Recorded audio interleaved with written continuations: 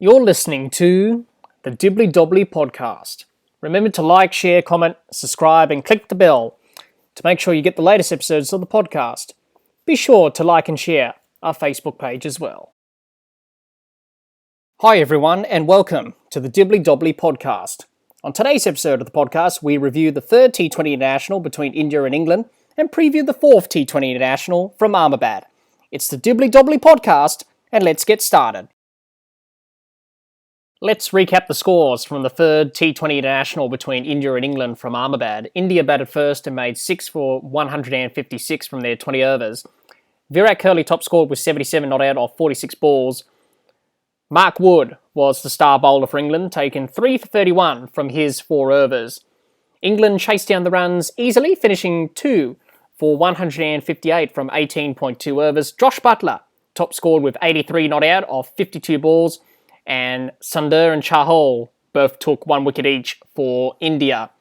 England won by 8 wickets, and Josh Buttler was named man of the match for his 83 not out. What were some of the key points in this third T20 International between India and England? England's bowling was key to keep India to 156 by taking wickets at regular intervals. It slowed India's innings down. India were under pressure with England's batting, and the innings from Josh Buttler of 83 not out and his partnerships of 58 with Darwin Malan for the second wicket and 77 for the third wicket with Johnny Bairstow pretty much sealed this game and the series lead for England. Let's have a look at how India performed in this third T20 International. We'll start with their batsmen. Rohit Sharma 15, Rahul 0, Krishna 4, Kohli 77, Pant 25, Iyer 9 and Hardik Pandya 17. Let's have a look at their bowlers.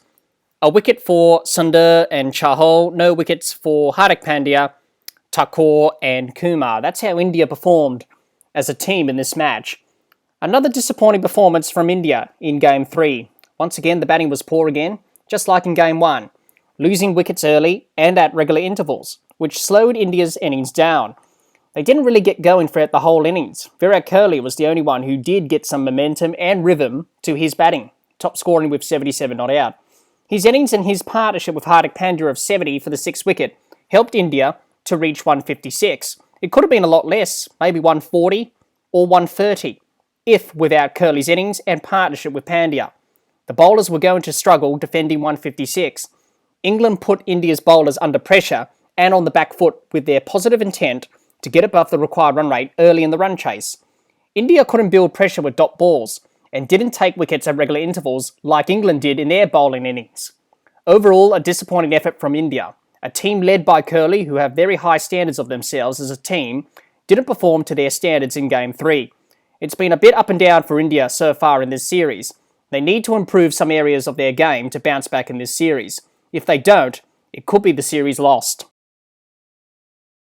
Let's have a look at how England performed in this third T20 International. We'll start with their batsmen. Roy 9, Buttler 83 not out, Malan 18 and Bairstow 40 not out. Let's have a look at their bowlers.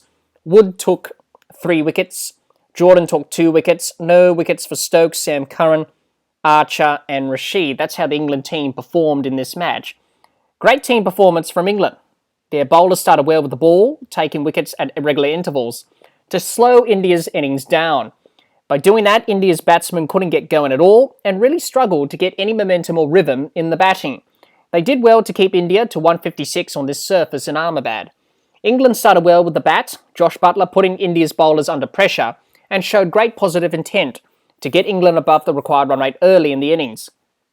Buttler's innings of 83 not out, along with the partnerships with Darwin Malan, 58 for the second wicket, and Johnny Bairstow, 77 for the third wicket, pretty much sealed this game for England. Overall, a great team performance from England in Game 3, bouncing back after losing Game 2. Let's have a look at both teams' 11s heading into the fourth T20 International. I think India will make a change to their team for Game 4. KL Rahul has been struggling in this series thus far and hasn't done the job for India with the bat. Shikhar Dhawan may come back to replace him and open the batting with Rohit Sharma to resume the old opening partnership.